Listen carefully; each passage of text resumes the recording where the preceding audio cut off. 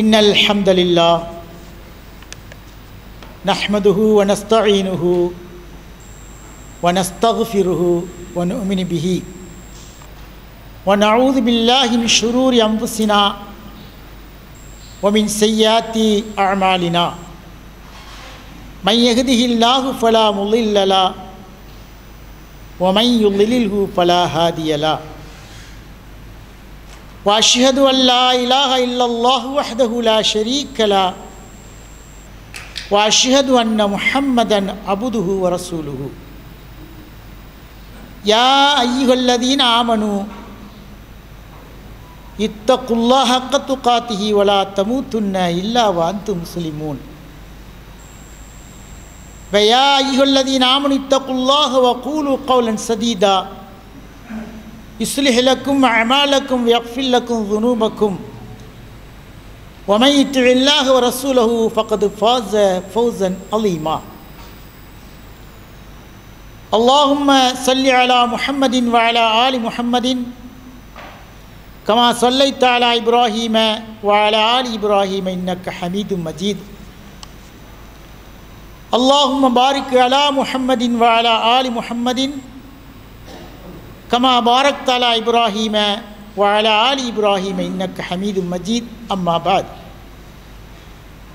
فقد قال الله تعالى في كلامه العزيز والفرقان المجيد فأعوذ بالله من الشيطان الرجيم بسم الله الرحمن الرحيم إنا أرسلناك شاهدا ومبشرا ونذيرا لتؤمنوا بالله ورسوله وتعزرونه وتوقرونه وتسبحوه بكرة واصيلا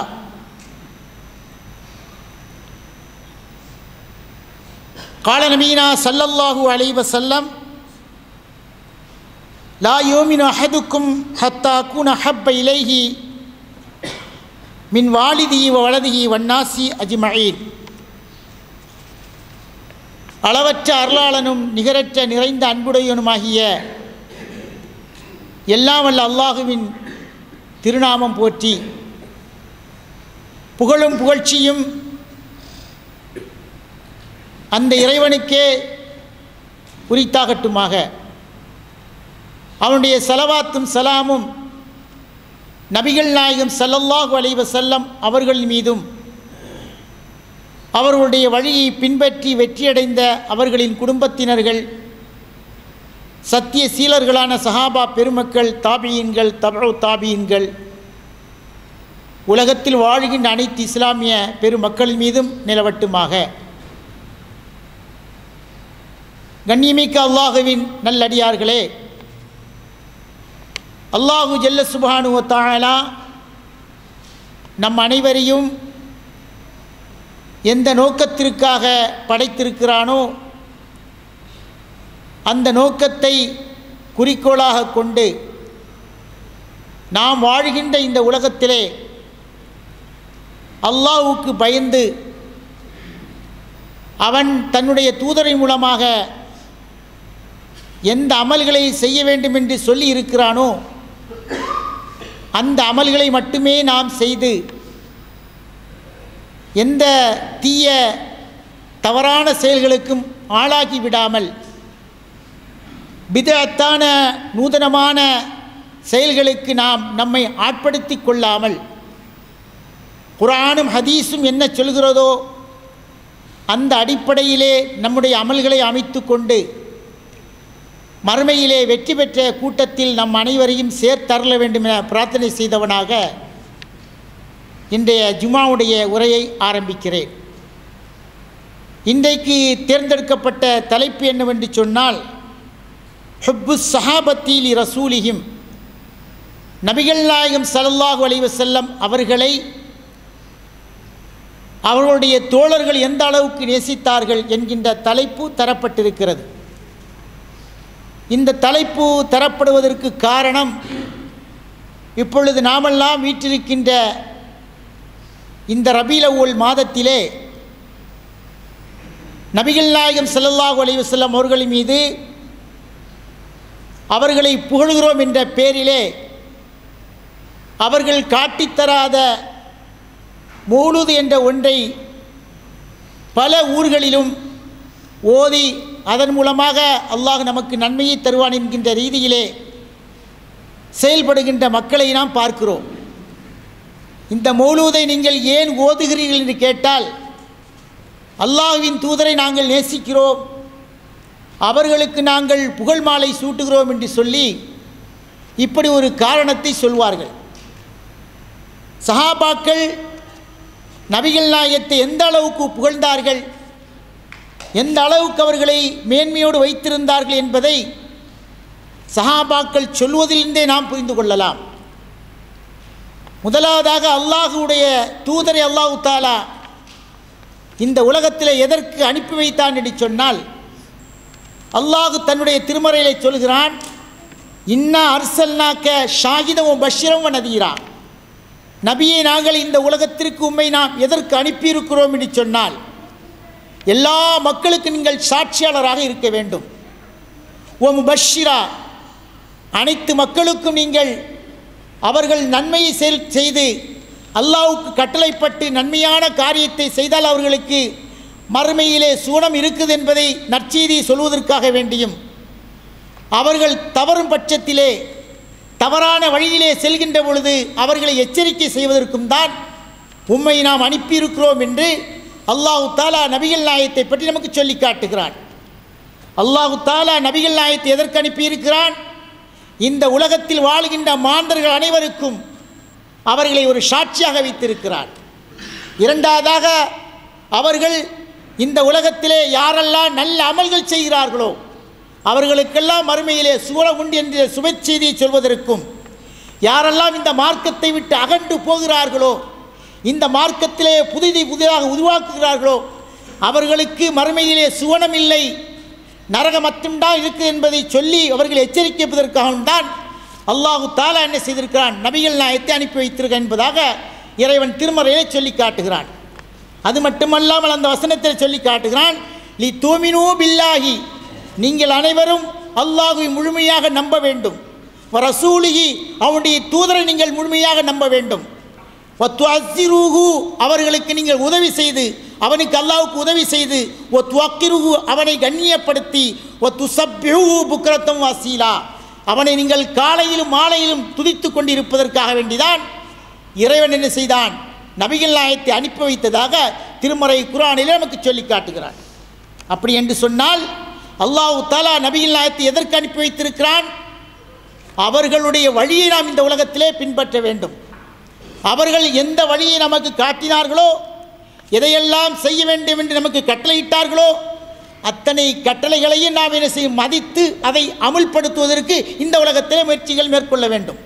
அதல்லாமல் அவர்கள் காட்டித்தராத எந்த ஒரு செயலை செய்தாலும், எந்த ஒரு அமல் என்ற பேரிலே செய்தாலும் அந்த அமலுக்கோ அந்த செயலுக்கோ இறைவனிடத்திலே துளி மதிப்பு இருக்காது. அல்லாஹு தஆலா நபிகள் நாயகத்தை இந்த உலகத்திலே ஒரு மிகப்பெரிய அருட்கொடையாக தந்திருக்கிறான். அந்த அருட்கொடையாக வந்த அந்த நபிகள் நாயகத்தை அவர்களை கொண்டு ஈமான் கொண்ட அந்த சஹாபாக்கள் எந்த அளவுக்கு நேசித்தார்கள், எந்த அளவுக்கு அவர்களை கண்ணியப்படுத்தினார்கள் என்று பார்த்தால், அவர்களை பற்றி அவர்களை ஏற்றுக்கொண்ட சஹாபாக்களை நமக்கு சொல்லி காட்டுகிறார்கள். நபிகள் நாயகத்தை எந்த அளவுக்கு அவர்கள் உயர்ந்த உச்சாணியிலே வைத்திருக்கிறார்கள், எந்த அளவுக்கு அவர்கள் மீது கண்ணியம் வைத்திருக்கிறார் என்பதை சஹாபாக்களை நமக்கு என்ன செய்ய சொல்லி காட்டுகிறார்கள். அதாவது உருவத் இப்னு மஸ்ஊத் இப்னு ஸகபி என்கின்ற நபித்தோழர், இவர் ஆரம்பத்தில் இஸ்லாத்தை ஏற்றுக்கொள்ளவில்லை. இவர் என்ன செய்திருக்கிறார் என்று சொன்னால், ஹுதைபியா உடன்படிக்கையிலே எதிர் அணியிலே என்ன செய்திருக்கார், அந்த உடன்படிக்கையிலே கலந்து கொள்கிறார். ஹுதைபியா உடன்படிக்கை நம்ம எல்லோருக்கும் தெரியும். அந்த ஹுதைபியா உடன்படிக்கையிலே இந்த உருவத் இப்னு மஸ்ஊத் ஸகபி என்கின்ற அந்த நபித்தோழர் அந்த ஹுதைபியா உடன்படிக்கையிலே எதிரணியிலே கலந்து கொள்கிறார். அவர் கலந்து கொண்டு விட்டு அந்த ஹுதைபியா உடன்படிக்கை முடிந்து போன பிறகு தன்னுடைய சஹாக்களோடு சேர்ந்து கொள்கிறார். அப்படி சேர்ந்து கொள்கின்ற பொழுது அவர் சொல்கிறார், நபிகள் நாயகத்தை அந்த சஹாபாக்கள் நபிகள் நாயகத்தை அந்த சஹாபாக்கள் எந்த அளவுக்கு நேசிக்கிறாள்னு சொன்னால், நான் அது போன்ற ஒரு நேசத்தை நான் பார்த்ததில்லை. நான் உலகத்திலே எத்தனையோ மன்னர்களுக்கு தூதுக்குழுவாக போயிருக்கிறேன். கைசரு, கிஸ்ரா, நஜ்ஜாஷி இது போன்ற எத்தனையோ மன்னர்களுக்கு நான் தூதுக்குழுவாக சென்றிருக்கிறேன். அந்த மன்னர்களுக்கெல்லாம் அவருடைய தோழர்கள் இந்த அளவுக்கு கண்ணியம் செலுத்தியதாக, இந்த அளவுக்கு மேம்படுத்தியதாக, இந்த அளவுக்கு கண்ணியத்தை செலுத்தி அவருடைய கட்டளைக்கு கட்டுப்பட்டதாக நான் பார்க்கவில்லை என்று யார் சொல்கிறார்? உருவத்துபுனு மசூது சக்கபி சொல்கிறார். இஸ்லாத்தை ஏற்றுக்கொள்வதற்கு முன்னாடி அவர் பின்னாடி என்ன செய்தார்? இஸ்லாத்தை ஏற்றுக்கொண்டார். அவர் சொல்கிறார், எப்படி என்று சொன்னால், இதா அமரகும் இபுத்ததோ அம்ரகு, அந்த முகமது நபி ஸல்லல்லாஹு அலைஹி வஸல்லம் அவர்கள் ஒரு கட்டளையை அந்த சஹாபாக்களுக்கு அவர் இட்டார் என்று சொன்னால், அந்த கட்டளையை மறுப்பேதும் தெரிவிக்காமல் அப்படியே முழு மனதோடு ஏற்றுக்கொள்கிறார்கள். அல்லாஹ்வுடைய தூதர் சஹாபாக்களுக்கு ஒரு கட்டளை இடுகிறார் என்று சொன்னால் அந்த கட்டளையை அப்படியே ஏற்றுக்கொள்கிறார்கள். எந்த ஒரு கட்டளையும் யாரும் மறுப்பதில்லை, யாரும் ஆட்சேபனை தெரிவிப்பதில்லை, யாரும் விமர்சிப்பதில்லை. என்னும் சொல்ல போனால் அந்த கட்டளையை அப்படியே முழுமையாக ஏற்று அதை அவர்கள் செயல்படுத்துகிறார்கள். இது போன்ற ஒரு நிலைமையை உலகத்தில் எந்த மன்னரிடத்தினுடைய அந்த தோழர்களிடத்தில் நான் பார்க்கவில்லை சொல்கிறார். அது மட்டுமல்லாமல் வைதா தவல்ல காது எக்கு தத்திலூன அலா உலூஹி, நபிகள் நாயகம் ஸல்லல்லாஹு அலைஹி வஸல்லம் உலூ செய்கின்ற பொழுது அந்த உதுவுடைய தண்ணீரை எடுத்து தன்னுடைய மேனியிலே தடவி கொள்வதற்காக சஹாபாக்களெல்லாம் ஒருவருக்கொரு போட்டி போட்டு சண்டை போடுகின்ற அளவுக்கு அல்லாஹ்வின் தூதர் மீது அந்த அளவுக்கு பாசம் வைத்திருக்கிறார்கள், அந்த அளவுக்கு நேசம் வைத்திருக்கிறார் என்று சொல்கிறார். அது மட்டுமில்லாமல் வைதா தக்கல்லமத், அவர் பேசினால் ஹஃபலு அஸ்வாத்தகும், அவர்கள் தங்களுடைய சத்தங்களை எல்லாம் அப்படி நிறுத்தி கொள்வார்கள். அப்படி பார்த்திருக்கிறோமா எங்கேயாவது? ஒரு தலைவர் பேசுகின்ற பொழுது அவர்களை மத்தியிலே கூச்சல் போட்டு கொண்டிருப்பார்கள். பல தடவை சொல்ல வேண்டும், நீங்கள் பேசாதீர்கள், தலைவர் பேசிக்கொண்டிருக்கிறார், அமைதியாகிறீர்கள் என்று பல தடவை சொன்னால்தான் அவர்கள் அமைதியாவார்கள். அதையும் மீறி சிலவர்கள் பேசிக்கொண்டிருப்பார்கள். ஆனால் நபிகள் நாயகம் ஸல்லல்லாஹு அலைஹி வஸல்லம் அந்த மக்களுக்கு மத்தியிலே, சஹாபாக்களுக்கு மத்தியிலே பேசுகின்ற பொழுது நபிகள் நாயகத்துடைய பேச்சை அப்படியே ஈர்த்து கொள்வதற்காக, அந்த பேச்சை உள்வாங்கிக் கொள்வதற்காக அத்தனை சஹாபாக்களும் மௌனங்காப்பார்கள், தங்களுடைய வாயை மூடிக்கொள்வார்கள். அப்படியே பேச்சை நிறுத்தி கொண்டு நபிகள் நாயகத்துடைய பேச்சையே கவனமாக கேட்டுக்கொள்வார் என்று சொல்லிவிட்டு சொல்கிறார், ஒமா யுஹித்தூன இலையின் நல்ற தாலீமல்லஹு, அல்லாஹ்வின் தூதருடைய அந்த கண்ணியத்தின் காரணமாக இந்த சஹாபாக்கள் நபிகள் நாயகத்தின் மீது வைத்திருக்கின்ற அந்த அன்பின் காரணமாக அந்த பார்வையை கூட ஏறெடுத்து பார்க்க மாட்டார்கள். ஏனென்று சொன்னால் பார்வை பலவிதம் இருக்கிறது. சில பார்வை ஏளனமாக இருக்கும், சில பார்வை கோபமாக இருக்கும், சில பார்வை அதட்டலாக இருக்கும். இப்படி பலவிதமான பார்வைகள் உலகத்திலே இருக்கின்றன. ஆனால் சஹாபாக்கள் அல்லாஹ்வின் தூதர் மீது வைத்திருந்த அந்த அன்பின் காரணமாக பார்வையை கூட நபிகள் நாயகத்தின் பக்கம் நீட்ட மாட்டார். அப்படியே தலை குனிந்து அல்லாஹ்வின் தூதர் என்ன கட்டளை இடுகிறார்கள், நமக்கு எதை சொல்கிறாய் என்று சொல்லி அத்தனை சஹாபாக்களும் அப்படியே கவனமாக இருப்பார்கள் என்று யார் சொல்லுகிறார்? உருவபத்து மசூது சக்கபி ரலியல்லாஹு தஆலா அன்ஹு அவர்கள் சொல்கிறார். எப்படி சொல்ல தெரியுமா? அவர் இஸ்லாத்தை ஏற்றுக்கொள்வதற்கு முன்பாக, அதன் பிறகு அவர் இஸ்லாத்தை ஏற்றுக்கொண்டார். அது மட்டுமல்லாமல் அபூபக்கர் சித்திக் ரலியல்லாஹு தஆலா அன்ஹு அவர்கள் முதல் ஹலீஃபா, நபிகள் நாயகத்துக்கு பிறகு முதல் ஹலீஃபாக வந்தவர்கள். அல்லாஹ்வின் தூதர் மக்காவிலே வாழுகின்ற பொழுது அந்த மக்களுடைய கொடுமை தாங்காமல் என்ன செய்கிறார்கள்? மக்காவிலிருந்து மதீனாவுக்கு போவதற்குண்டான தயார் நிலையில் இருக்கிறார்கள். அப்பொழுது அல்லாஹ்வின் தூதர் அபூபக்கர் ரலியல்லாஹு தஆலா அன்ஹு அவர்களை பார்த்து, அபூபக்கரே, எப்பொழுதும் நீங்கள் தயார் நிலையில் இருங்கள். காரணம் என்னவென்று சொன்னால், அல்லாஹ்விடமிருந்து நமக்கு கட்டளை வரும், அந்த கட்டளை ஏற்றுக்கொண்ட அடுத்த நொடியிலே இருந்து நாம் மக்காவில் மதீனாவை நோக்கி பயணம் மேற்கொள்ள வேண்டியது இருக்கிறது. உங்களை தான் என்னுடைய தோழனாக பயண தோழனாக வைத்திருக்கிறேன். எனவே என்னிடத்திலே நீங்கள் பயணத்திலே வருவதற்காக வேண்டி உங்களை நீங்கள் தயார் நிலை வைத்திருக்கீங்க சொன்ன உடனேயே அபூபக்கர் சித்திக் ரலியல்லாஹு தஆலா அவர்கள் அந்த செய்தியை கேட்ட மாத்திரத்திலேயே நபிகள் நாயகத்தின் மீது வைத்திருந்த அந்த அன்பின் காரணமாக அவர்கள் மீது வைத்திருந்த அந்த கண்ணியத்தின் காரணமாக அப்படி ஆனந்த கண்ணீர் வடித்தார்களாம். இப்படி ஒரு பாக்கி நமக்கு கிடைத்திருக்கிறதே, இது அல்லாஹ் தஆலா செய்த மிக பெரும் கருணை அல்லவா? இந்த பாக்கியத்திற்காக நான் காத்திருக்கிறேன் என்று சொல்லுகின்ற அளவுக்கு நபிகள் நாயகத்தின் மீது வைத்திருந்த அன்பின் காரணமாக என்ன செய்கிறார்கள்? கடுமையாக ஆனந்த கண்ணீர் வடித்தார்களாம். ஆயிஷா ரலியல்லாஹு தஆலா அன்ஹா சொல்கிறார்கள், அபூபக்கர் சித்திக் ரலியல்லாஹு தஆலா அன்ஹு அவர்கள் அன்றைக்கு அழுததை போன்று என்றைக்கும் நான் பார்த்ததில்லை, யாரையும் பார்த்ததில்லை. அந்த அளவுக்கு அபூபக்கர் சித்திக் ரலியல்லாஹு தஆலா அவர்கள் நபிகள் நாயகத்தின் மீது வைத்திருந்த அந்த அன்பின் காரணமாக ஆனந்த கண்ணீர் வடித்ததாக ஹதீஸிலே நாம் பார்க்கிறோம். அப்படி என்று சொன்னால் அல்லாஹ்வின் தூதரின் மீது அந்த சஹாபாக்கள் எந்த அளவுக்கு கண்ணியம் வைத்திருக்கிறார் என்பதை இதன் மூலமாக தெரிந்து கொள்கிறோம். உமர் ரலியல்லாஹு தஆலா அன்ஹு அவர்களை பார்ப்போம். உமர் ரலியல்லாஹு தஆலா அன்ஹு அவர்கள் சொல்கிறார்கள், வல்லாஹி அல்லாஹ் மீது ஆணையாக, லா அன்த ஹப்பு இலைய மின் நஃப்ஸி, என்னை விட உங்களை நான் மிகவும் நேசிக்கிறேன், என்னை விட உங்களை அதிகமாக விரும்புகிறேன், உங்கள் மீது அந்த அளவுக்கு அன்பு வைத்திருக்கிறேன் என்று சொல்லி உமர் ரலியல்லாஹு தஆலா அவர்கள் சொல்கின்ற அந்த செய்தி. இதெல்லாம் வெற்று பேச்சல்ல, இதெல்லாம் நீங்கள் நாவில் வந்த வார்த்தையை நினைத்துவிடக்கூடாது. அவர்கள் சொன்னது 100க்கு 100 உண்மையானது. காரணம், அல்லாஹ்வின் தூதருடைய அந்த கொள்கையை ஏற்றுக்கொண்டதின் காரணமாக எந்த இழப்பையும் இழப்பதற்கு அவர்கள் தயாராக இருந்தார்கள். எவ்வளோ பெரிய கொடுமையும் தாங்கிக் கொள்கின்ற அளவுக்கு மன உறுதியோடு இருந்தார்கள். அதன் வெளிப்பாடு தான் அல்லாஹ்வுடைய தூதர் மீது அந்த அளவுக்கு அன்பு வைத்திருப்பதற்குண்டான காரணம். அதனால்தான் உமர் ரலியல்லாஹு தஆலா அன்ஹு அவர்கள் இப்படி சொல்கிறார்கள். அது மட்டுமல்லாமல் அலி ரலியல்லாஹு தஆலா அன்ஹு சொல்கிறார்கள், பாருங்கள், வல்லாஹி அல்லாஹ் மீது ஆணையாக, இன்னஹு அஹப்பு இலைனா மின் அம்வாலினா, நீங்கள் எங்களுடைய பொருட்களை விட உங்களை நாங்கள் நேசிக்கிறோம். அதுக்கு அடுத்தபடியே சொல்கிறாங்க, அவுலாதினா, எங்களுடைய குழந்தைகளை விட எங்களுடைய தாய் தந்தையை விட உங்களை அதிகமாக நேசிக்கிறோம். வாபாயினா, எங்களுடைய பெற்றோரை விட அதிகமாக நேசிக்கிறோம். உம்மஹாத்தினா, எங்களுடைய தாய்மார்களை விட அதிகமாக நேசிக்கிறோம் என்று சொல்லிவிட்டு சொல்கிறார்கள், மினல் மாயில் பாரதி அலல்லமா, எப்படி ஒருவன் வெயிலில் போய்விட்டு குளிர்ந்த தண்ணீரை குடிப்பதற்கு நேசிப்பானோ, வெளியில் போயிட்டு வந்து நமக்கு அப்படியே கடுமையாக காந்தலாக இருக்கும், எப்பண்டா கொஞ்சம் குளிர்ந்த தண்ணி கிடைக்காதன்னு ஆசையாக இருப்போம். அந்த தண்ணி கிடைச்சோன்னு எவ்வளோ சந்தோஷமாக அதை குடிக்கிறோம், அது உள்ளே போனோன்னு எவ்வளோ குளுமையாக இருக்குது. அதை விட நாங்கள் அதிகமாக அல்லாஹ்வின் தூதரை நேசிக்கிறோம் என்று அலி ரலியல்லாஹு தஆலா அவர்கள் சொல்கின்ற அந்த செய்தியை பார்க்கிறோம்.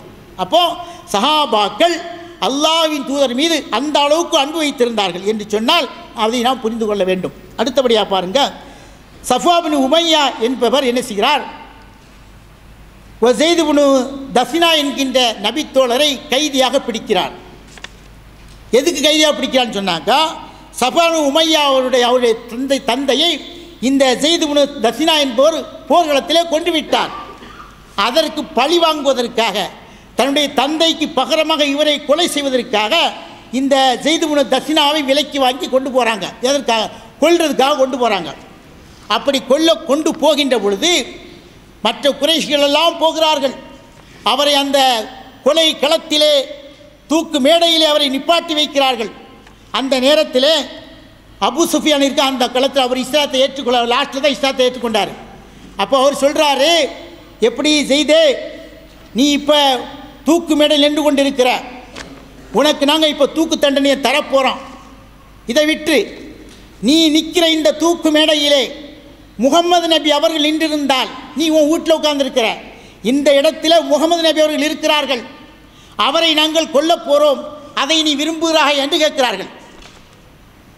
அல்லாஹ்வுடைய அந்த மார்க்கத்து மீது பற்று வைத்ததன் காரணமாக ஸைத் இப்னு தஃபினா சொல்கிறாங்க, இது என்னப்பா பெரிய மேட்ரு, முகமது நபி ஸல்லல்லாஹு அலைஹி வஸல்லம் மீது ஒரு முள் குத்துவதற்கு கூட நான் விரும்ப மாட்டேன். நான் என்னோட குடும்பத்தில் இருந்து கொண்டே முகமது நபியுடைய மேனியிலே அவர்கள் நோவினை தரக்கூடிய ஒரு முள் குத்துவதற்கு கூட நான் சம்மதிக்க மாட்டேன். காரணம், அவர்களை என்னுடைய உயிரினும் மேலாக நான் மதிக்கிறேன், அவர் மீது அளப்பரிய அன்பு வைத்திருக்கிறேன், அவர்கள் மீது அளப்பரிய பாசம் வைத்திருக்கிறேன். அது மட்டுமல்லாமல் அவர்களை என்னுடைய இறை தூதராக ஏற்றுக்கொண்டிருக்கிறோம், அவர்கள் கொண்டு வந்த கொள்கையை நாங்கள் முழுமையாக நம்புகிறோம், அதன் அடிப்படையில் வாழ்கிறோம். ஆகவே இந்த தூக்கு மேடை எனக்கு பஞ்சுமெத்தை போன்றிருக்கிறது என்று சொல்லி அந்த நேரத்திலே ஸைத் இப்னு தஃபி சொல்கிறாங்க. இதை கேட்டுவிட்டு அபூ சுஃபியான் சொல்கிறாங்க, பின்னாடி முகமது நபி ஸல்லல்லாஹு அலைஹி வஸல்லம் அந்த தோழர்கள் இருக்கிறார்களே, அந்த தோழர்கள் அவர்களை நேசித்த அளவுக்கு உலகத்தில் யாரும் நேசித்ததை நான் பார்க்கவில்லை. அந்த அளவுக்கு நபிகள் நாயகத்தின் மீது சஹாபாக்கள் மிகப்பெரிய அன்பு வைத்தார்கள். அந்த அன்பு சாதாரண அன்பல்ல. உயிரை கொடுக்க வேண்டுமா கொடுப்பதற்கு தயார், பொருளை கொடுக்க வேண்டுமா கொடுப்பதற்கு தயார், ஊரை இழக்க வேண்டுமா இழப்பதற்கு தயார், எல்லாவற்றுக்கும் தயார் நிலையில் இருக்கிறோம் என்று உளப்பூர்வமாக சொன்ன அந்த வார்த்தை தான் அல்லாஹ்வின் தூதர் எங்களை அதிகமாக நேசிக்கிறோம் என்று சொல்லுகின்ற அளவுக்கு இருந்ததை நான் இதன் மூலமாக பார்க்கிறோம். அப்படின்னு சொன்னால் நபிகள் நாயகத்தின் மீது சஹாபாக்கள் எந்த அளவுக்கு அன்பு வைத்தார்கள். இன்னும் பாருங்கள், வஸாத் பின் ரபீ ரலியல்லாஹு தஆலா அன்ஹு அவர்கள், இவர்கள் உஹது போர்க்களத்திலே கலந்து கொண்டார்கள். உஹது போர்களும் ஆரம்பத்தில் வெற்றி கிடைத்தது. அதன் பிறகு அது தோல்வி அடைந்து பல சஹாபாக்கள் கொல்லப்பட்டார்கள். இஸ்லாமிய தோழர்கள் அப்படி சிதறி ஓடுகின்ற அளவுக்கு மிகப்பெரிய ஒரு தோல்வி அதில் ஏற்பட்டது. போரெல்லாம் முடிந்த பிறகு நபிகள் நாயகம் ஸல்லல்லாஹு அலைஹி வஸல்லம் சொல்கிறார்கள், எத்தனை பேர்கள் கொல்லப்பட்டிருக்கார்கள் பார்க்க சொன்னாங்க. பல பேர்கள் கொல்லப்பட்டார்கள், பல பேர்கள் ஷஹீதாக்கப்பட்டார்கள். அப்போ அல்லாஹ்வுடைய தூதர் சொல்கிறார்கள், வஸாத் பின் ரபீ எங்கப்பா காணமே, ஆளை காணமே, போர்க்களத்தில் இன்னும் நம்மளோட போராடினார், அவர் எங்கே போனார் என்று கேட்குறாங்க. அப்போ அதை கேட்ட உடனே ஒரு நபி தோழர் சொல்கிறார், நான் தேடிட்டு வர்றோம் யா ரசூலல்லாஹ், அல்லாஹ்வுடைய தூதர் எனக்கு அனுமதி தாருங்கள், நான் அவர் எங்கே கிடக்கிறேன் பார்த்துட்டு வரேன்னு சொல்கிறார். உடனே அவர் போகிறார். போய் அந்த போர்க்களத்திலே கொல்லப்பட்ட அந்த ஜனாசாக்களுக்கு மத்தியிலே தேடுகிறார். அப்படி தேடுகின்ற பொழுது வஸாத் பின் ரபீ ரலியல்லாஹு தஆலா அன்ஹு அவர்கள் 12 காயங்கள், 1 2 அல்ல 12 காயங்கள். அத்தனை காயங்கள் இங்குதான், பின்னாடி இல்லை. அத்தனை காயங்கள் இங்குதான், பின்னாடி இல்லை. அந்த போர்க்களத்திலே குற்றியும் குலையுமாக கிடக்கிறார்கள். அப்போ அல்லாஹ்வுடைய தூதர் அனுப்பி வைத்த தோழர்கிட்டே செல்கிறார். சென்ன உடனே அவர் சொல்கிறார், எப்படி சொல்கிறாங்க தெரியுமா, என்னுடைய நபிக்கு சொல்லுங்கள், நான் ஷஹாதாவை அடைந்து விட்டேன், நான் அல்லாஹ்வை சந்திக்கப் போகிறேன், அல்லாஹ் எனக்கு எந்த நோக்கத்திற்காக என்னை படைத்தானோ அந்த நோக்கத்தை இந்த போர்க்களத்தில் எனக்கு தந்துவிட்டான். ஆகவே அல்லாஹ்வின் தூதருக்கு நான் ஷஹாத் அடைந்து விட்டேன் என்பதை சொல்லுங்கள். என்னுடைய குடும்பம், என்னுடைய கௌமு, என்னுடைய கூட்டத்திற்கு சொல்லுங்கள், நான் இறைவனை சந்திக்க செல்ல இருக்கிறேன். ஆகவே என்னுடைய அன்சாரி தோழர்களுக்கு என்னுடைய சலாமை சொல்லுங்கள் என்று சொல்லி அந்த சொன்ன வார்த்தையை பார்க்கிறோம். இது யாருக்கு மீது வந்த அன்பு தெரியுமா? நபிகள் நாயகத்தின் மீது சஹாபாக்கள் வைத்த அன்பு. அந்த அன்பு எங்கே கொண்டு விட்டிருக்கிறது? பொருள் இழக்க தயார், ஊரை இழக்க தயார், குடும்பத்தை இழக்க தயார், எல்லாவற்றுக்கும் மேலாக இந்த மார்க்கம் பெரிது என்று சொல்ல வைத்தது சொன்னால் அந்த சஹாபாக்கள் அந்த அளவுக்கு அல்லாஹ்வின் தூதர் மீது அன்பும் கருணையும் வைத்திருந்தார்கள். எந்த நேரத்தில் எந்த கட்டளை இடுவார்கள் அந்த கட்டளை நிறைவேற்ற நாங்கள் தயாராக இருக்கிறோம் என்று சொல்கின்ற அளவுக்கு சஹாபாக்கள் நபிகள் நாயகத்தின் மீது உயிரையே வைத்திருந்தார் என்று சொன்னால் சஹாபாக்களுடைய அந்த அன்பு சாதாரணமான அன்பா? அந்த அளவுக்கு நேசித்தார்கள் இறை தூதர் நபிகள் நாயகம் ஸல்லல்லாஹு அலைஹி வஸல்லம் என்று சொன்னால் அன்பான தோழர்களை சிந்தித்து பார்க்க வேண்டும். அனஸ் ரலியல்லாஹு தஆலா, அனஸ் பின் மாலிக் ரலியல்லாஹு தஆலா அவர்கள் அறிவிக்கிறார்கள், லம்மா கான யௌமுல்லதி தஹல ஃபீ ரசூலுல்லாஹி ஸல்லல்லாஹு அலைஹி வஸல்லம் அல் மதீனா, நபிகள் நாயகம் ஸல்லல்லாஹு அலைஹி வஸல்லம் மதீனாவிலே நுழைகின்ற பொழுது அலா மின்ஹா குல்லு ஷைஇன், அப்படியே மதீனாவே ஒளிமயமானதாம். அல்லாஹ்வின் தூதர் மதீனாவிலே காலெடுத்து வைக்கின்ற பொழுது அந்த மதீனாவே ஒளிமயமானதாம் என்று சொல்கிறார்கள். அது மட்டுமில்லாமல் ஃபலம்மா கானல் யௌமுல்லதி மாத்தஃபி அஸ்லம மின்ஹா, அல்லாஹ்வின் தூதர் எப்படி அந்த மனிதாவிலே மபாத்தானார்களோ, இறைவனுடைய அழைப்பை ஏற்று மௌத்தை தாங்கிக் கொண்டார்களோ, அந்த நேரத்தில் அந்த மதீனாவே எங்களுக்கு இருளானது போன்று தெரிந்தது. அல்லாஹ்வின் தூதர் மதீனாவுக்கு வருகின்ற பொழுது அப்படி ஒளிமயமாக இருந்தது. அல்லாஹ்வின் தூதர் மதீனாவிலிருந்து இறைவனை நோக்கி தன்னுடைய இறுதி பயணத்தை முடித்து கொண்டு போகின்ற பொழுது மதீனாவே இருளானது போன்று எங்களுக்கு தெரிகிறது என்று சொல்லி அவர்கள் சொல்கிறார் என்று சொன்னால் சஹாபாக்கள் அந்த அளவுக்கு அல்லாஹ் மீது அன்பு வைத்தார் என்பதை பார்க்கிறோம். அப்போ இப்படி வரலாறுகளை சொல்லிக்கிட்டே போகலாம். நபிகள் நாயகத்தை அல்லாஹ் சும்மா நமக்கு அனுப்பவில்லை. அவர்கள்தான் நம்முடைய மார்க்கத்துடைய வழிகாட்டி. அவர்கள் எதை சொல்கிறார்களோ அதுதான் நம்முடைய கட்டளை. எதையெல்லாம் நமக்கு தடுத்தார்களோ அதுதான் அந்த தடுத்த செயலை நாம் செய்யக்கூடாது. சஹாபாக்கள் அப்படி தான் இருந்தார்கள். சும்மா அன்பு வச்சுட்டு மட்டும் இருக்கல. அல்லாஹ்வின் தூதர் எந்த கட்டளை இடுகிறார்களோ உடனடியாக செய்வதற்கு அவர்கள் முன் வருவார்கள். அல்லாஹ்வுடைய தூதர் எதை தடுத்தார்களோ அந்த தடுத்த செயல்களெல்லாம் விட்டு ஒதுங்கினார்கள். நாம் இன்றைக்கு என்னென்ன தவறுகளுக்கு உட்பட்டிருக்கிறோமோ அத்தனை தவறுகளும் அவருடைய காலத்திலும் இருந்தது. குடிப்பது இருந்தது, விபச்சாரம் இருந்தது, சூதாடுறது, எல்லா தவறும் இருந்தது. அல்லாஹ்வின் தூதர் தன்னுடைய கொள்கையை கொண்டு வந்து அந்த மக்களுக்கு மத்தியில் சொன்ன அடுத்த மாத்திரத்திலேயே இறை தூதர் என்னென்ன தவறுகளை கூடாது என்று சொன்னார்களோ அத்தனை தவறுகளையும் அப்படி உற்றளித்தார்களே. ஏன்? நபிகள் நாயகம் சொன்ன அது சரியாகத்தான் இருக்கும். அவர்கள் நமக்கு தவறான வழியை காட்ட மாட்டார்கள். அவர்கள் இறை வழியை நமக்கு காட்டுகிறார்கள். மறுமையிலே வெற்றியை ஈட்டி எடுப்பதற்கு உண்டான வழியை தான் நமக்கு காட்டுகிறார் என்று சொல்லி அத்தனை சஹாபாக்களும் அந்த உண்மையான கொள்கையை உளப்பூர்வமாக ஏற்று அத்தனை தவறுகளை விட்டொழித்தார்களே. இது எதை காட்டுகிறது?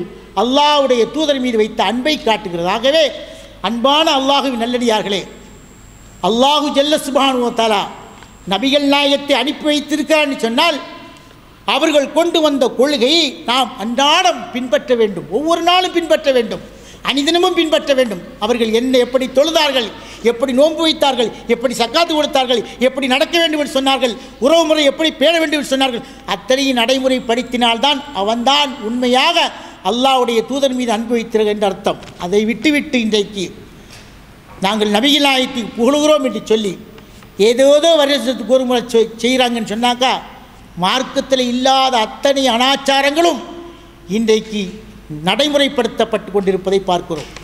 இதை நீங்கள் சாதாரணமாக எடுத்துக்கொள்ளக்கூடாது. ஏகத்துவத்தின் மீது அவர்கள் தாக்குகின்ற தாக்குதலாக நீங்கள் பார்க்க வேண்டும். நம்முடைய மார்க்கம் தெளிவான சான்றுகளை தந்திருக்கின்றன. அந்த சான்றுகளை மட்டும்தான் கடைபிடித்து இந்த உலகத்திலே வாழ வேண்டுமே தவிர நாம நம்முடைய இஷ்டத்துக்கு எந்த ஒரு செயலை செய்தாலும் அது அல்லாஹுவால் நிராகரிக்கப்படும். அல்லாஹ் அதற்கு நமக்கு எந்த நன்மையும் தரமாட்டான். மறுமையிலே நம்மை நரகத்தில் தான் தூக்கி வீசுவான் என்பதை புரிந்து கொண்டு கவனத்தில் கொண்டு இந்த உலகத்தில் வாழ வேண்டும். அப்படி வாழக்கூடிய நல்ல மக்களாக அல்லாஹு ஜல்ல சுப்ஹானஹு வ தஆலா நம் அனைவரையும் ஆக்கி அருள வேண்டும் என பிரார்த்தித்தவனாக ஜும்மாவுடைய முதலில் முடிக்கிறேன்.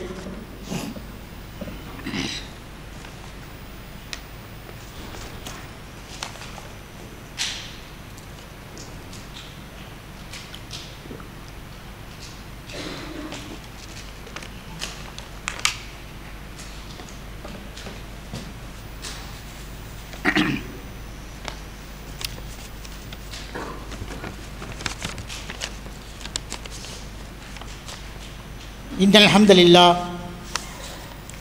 வஸ்ஸலாத்து வஸ்ஸலாமு அலா ரசூலில்லாஹ். அன்பான அல்லாஹுவின் நல்லடியார்களே, நபிகள் நாயகம் ஸல்லல்லாஹு அலைஹி வஸல்லம் அவர்கள் நம்முடைய மார்க்கத்திலே நமக்கு எதை காட்டி தந்தார்களோ அதை மட்டும்தான் நாம் செய்ய வேண்டும். அதை விட்டுவிட்டு நம்முடைய இஷ்டத்துக்கு ஏதாவது ஒன்றை செய்தால் அது இறைவனால் நிராகரிக்கப்படும். இன்றைக்கு மௌலூத் என்ற பேரிலே பல ஊர்களிலும் செய்யப்படுகின்ற மௌலூத் ஓதப்படுகின்ற காட்சிகளை நான் நினச்சிடறோம், பார்க்குறோம். நம்ம இங்கே இருந்தாலும் ஊரில் ஓதக்கூடியதெல்லாம் இன்றைக்கி ஃபேஸ்புக்கு எல்லாத்துலேயும் வருது, பார்க்குறோம். எந்த அளவுக்கு போய்விட்டதுன்னு சொன்னால் நபிகள் நாயகத்துடைய பிறந்த நாள் அன்று கேக்கு வெட்டி கொண்டாடுற அளவுக்கு போயிட்டாங்க மக்கள். பெரிய தொப்பி போட்டிருக்காங்க, பெரிய முல்லாவாக நமக்கு தெரிகிறாங்க. பார்த்தா ஒரு கேக்கை வச்சு கூட உட்காந்து அப்படி சுற்றி உட்காந்துக்கிட்டு என்ன செய்கிறாங்க, கேக்கு வெட்டுறாங்களாம். யாருக்கு? நபிகள் நாயகத்துக்கு பிறந்தநாள் கொண்டாடுங்கிற பேரில். நபிகள் நாயகம் தான் பிறந்ததற்காக பிறந்தநாள் கொண்டாட நமக்கு சொன்னார்களா? இது போன்ற மௌலூதுகளை ஓதி என் மீது நீங்கள் எனக்கு என்ன செய்யுங்க, நன்றி செலுத்துங்கள், எனக்கு மரியாதை செய்யுங்கள் என்று சொன்னார்களா? அல்லாஹ்வின் தூதருடைய காலத்திலே இந்த மௌலூது இருந்ததா? அல்லது சஹாபாக்கள் அபூபக்கர் வாழ்ந்திருக்கிறார்கள், உமர் ரலியல்லாஹு தஆலா வாழ்ந்திருக்கிறார்கள், அதுக்கடுத்தது உஸ்மான் ரலியல்லாஹு தஆலா வாழ்ந்திருக்கிறார், அலி ரலியல்லாஹு தஆலா, இப்படி எத்தனையோ சஹாபாக்கள். அவர்களெல்லாம் வைக்காத அன்பையாக நாம் வைக்க போகிறோம்? அவர்கள் உண்மையான அன்பு வைத்திருந்தார்கள். அப்படி அன்பு வைத்தவர்கள் இது போன்ற மௌலூதுகளை நமக்கு ஓதி காட்டினார்களா? 200 ஆண்டுகளுக்கு முன்னால் வந்த இந்த மௌலூது, காசுக்காக வந்த இந்த மௌலூது, சாப்பாட்டுக்காக வந்த மௌலூது இன்னைக்கு ஒரு பக்கம் ஏகத்தோடு எழுச்சி ஒரு பக்கம் நடந்து கொண்டிருந்தாலும் கடந்த 30 ஆண்டுகளுக்கு மேலாக இந்த கொள்கை மக்களுக்கு மத்தியிலே பரவி இருந்தாலும் அதைவிட வேகமாக ஷிர்க்குவாதிகள், முஷ்ரிக்குகள், பிதத்துவாதிகள் தாங்கள் நம்முடைய வயிற்றிலே அடித்து விடுவார்களோ, நம்முடைய கையில் வருமானத்திலே கை வைத்து விடுவார் என்று சொல்கின்ற அளவுக்கு என்ன செய்து விட்டார்கள், மீண்டும் அதை தூசி தட்டி எடுத்து பரவலாக்கி கொண்டிருக்கிறார்கள். அந்த மௌலூதை பாருங்களேன். அந்த மௌலூதுடைய ஒவ்வொரு வரியிலேயும் நாம் அரபு நாட்டில் இருக்கோம், நமக்கு ஓரளவு அரபி தெரியும். அதில் என்ன இருக்கும்?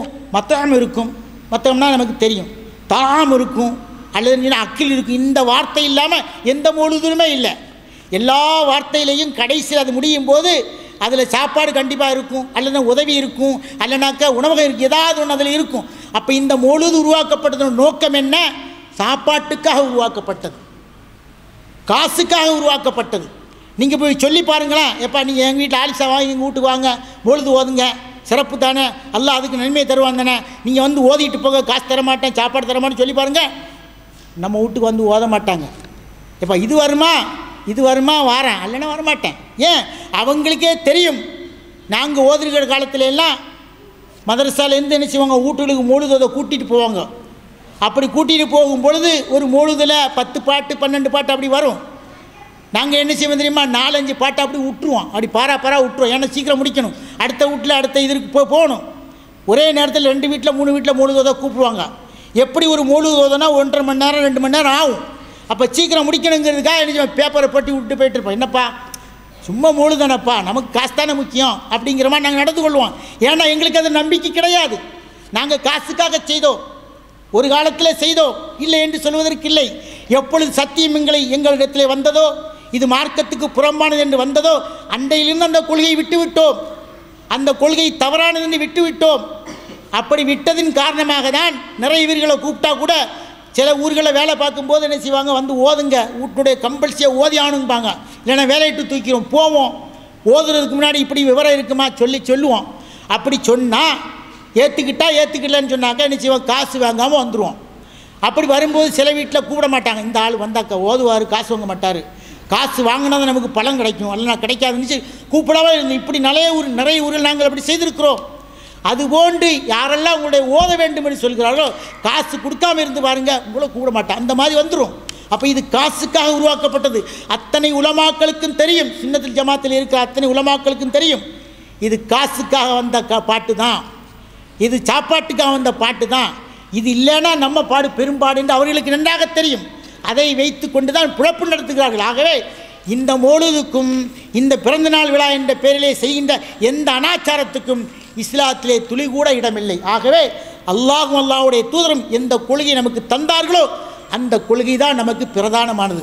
நபிகள் நாயகம் ஸல்லல்லாஹு அலைஹி வஸல்லம் சொல்கிறார்கள், லா யூமினு அஹதுக்கும் ஹத்தா அகூன ஹப்ப இலைஹி மின் வாலிதிஹி வ வலதிஹி வன்னாஸி அஜ்மஈன். உங்களில் யாரும் முழுமையான ஈமான்தாரி ஆக முடியாது. எது வரைக்கும் சொன்னால், தன்னை தந்தையை விட, தன்னுடைய தாயை விட, தன்னுடைய அத்தனை மக்களையும் விட, தன்னுடைய குழந்தை எல்லாரையும் விட என்ன முழுமையாக நீங்கள் நேசிக்கணும். அப்போ என்ன நீங்கள் முழுமையாக நேசித்தாதான் உண்மையான ஈமான்தாரியாக நீங்கள் ஆக முடியும். என்ன முழுமையாக நேசித்தாதான் மறுமையில் நீங்கள் வெற்றி கொள்ள முடியும். ஆகவே உண்மையான அன்புதாரிகள் இது போன்ற அனாச்சாரங்களுக்கு இடம் கொடுக்காமல், குடும்பத்தில் நம்முடைய உறவுகளில் இது போன்ற அனாச்சாரங்கள் செய்து கொண்டிருந்தால் அதை நீங்கள் என்ன செய்ய வேண்டும், எடுத்து சொல்ல வேண்டும். இது போன்ற தவறுகள் கூடாதம்மா. அரபு நாடுகள் எங்கேயா ஓதுறாங்களா? எங்கேயுமே இல்லை. சில ஊர்களை ஓதுற மாதிரி செட்டப்பெல்லாம் பண்ணி காட்டுவாங்க, அதெல்லாம் தப்பான ஒரு செயல். அதெல்லாம் அவங்களே செட்டப் பண்ணுறது. உலமாக்கள் அந்த மாதிரி, அரபு நாட்டு உலமாக்கள் அந்த மாதிரி யாரும் இல்லை. ஆகவே அல்லாஹு ஜல்ல சுப்ஹானஹு வ தஆலா எந்த கொள்கையை தந்திருக்கிறானோ அந்த கொள்கையை மட்டுமே குறிக்கோளாக கொண்டு வாழக்கூடிய நல்ல மக்களாக, உண்மையான ஈமான்தாரிகளாக அல்லாஹ் நம் அனைவரையும் ஆக்கியல்வனின் பிரார்த்தனை முடிக்கிறேன். அஸ்ஸலாமு அலைக்கும் வரஹ்மத்துல்லாஹி தஆலா வ பரக்காத்துஹு.